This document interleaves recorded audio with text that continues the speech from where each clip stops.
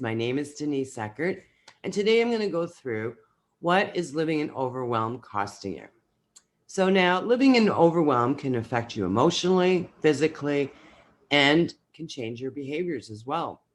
Emotionally, you can feel confused. Sometimes you just feel dull, zombie woman, spinning out, exhausted, empty.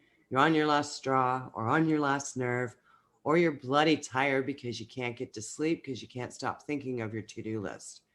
It can cause you to be unproductive. Some of us procrastinate. I do sometimes. Low motivation because there's just too much to do and you don't know where to start.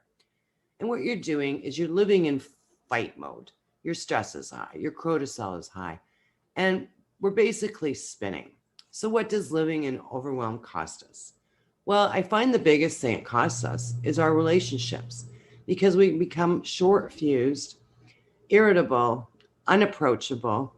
And for instance, when someone asks us nicely what we'd like for dinner, and we just cannot deal with another question or another decision, we bite that person's head off. The poor person who's trying to be nice to us, we're not so nice back. It also affects our businesses, our finances, because we cannot effectively or clearly make decisions. We're unclear, and our decision is made in overwhelm, and our decisions tend to be rushed.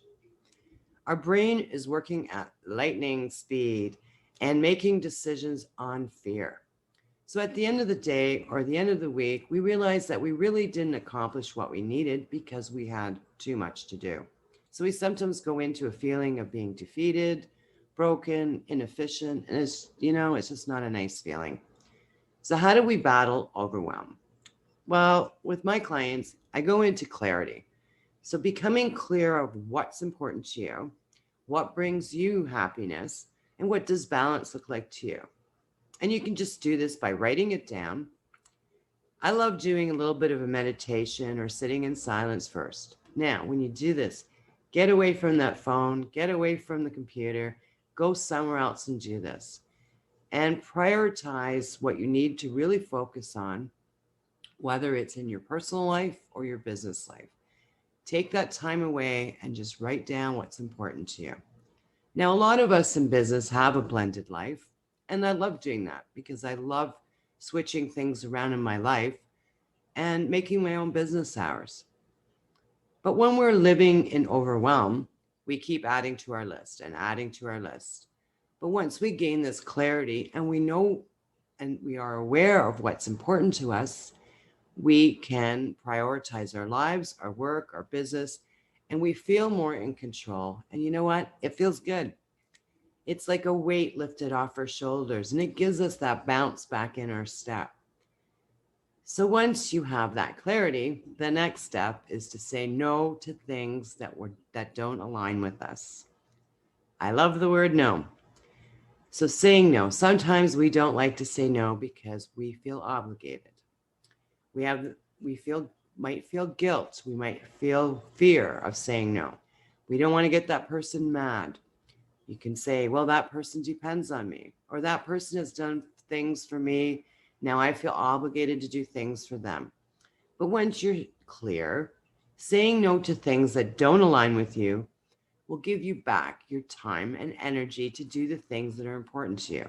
That is so important. We really must protect our time and our energy. So, if someone asks you to do a commitment or a project or a task, give yourself some time to make that decision.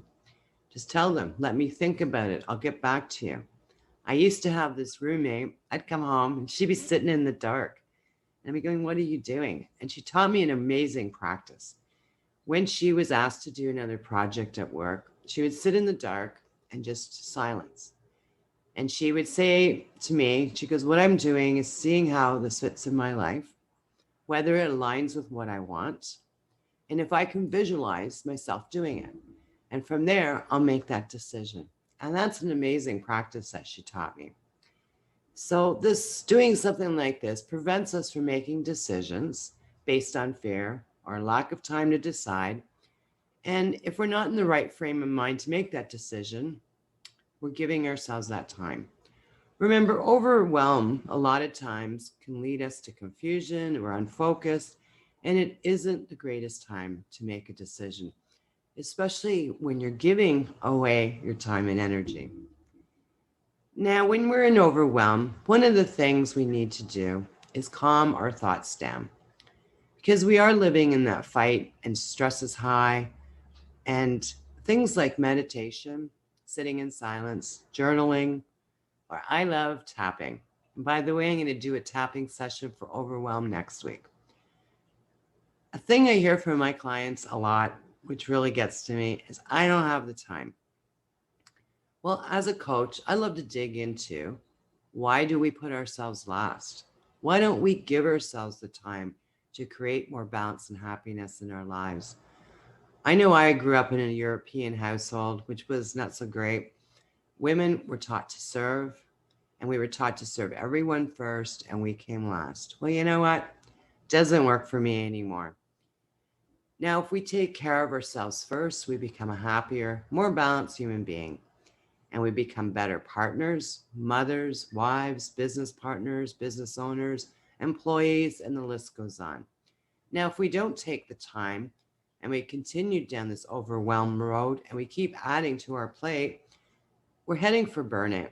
And that's why I'm sharing this with you, because I help women avoid burnout in their lives. So if you're looking for help and want to create a happier, balanced lifestyle, please book a free call with me today.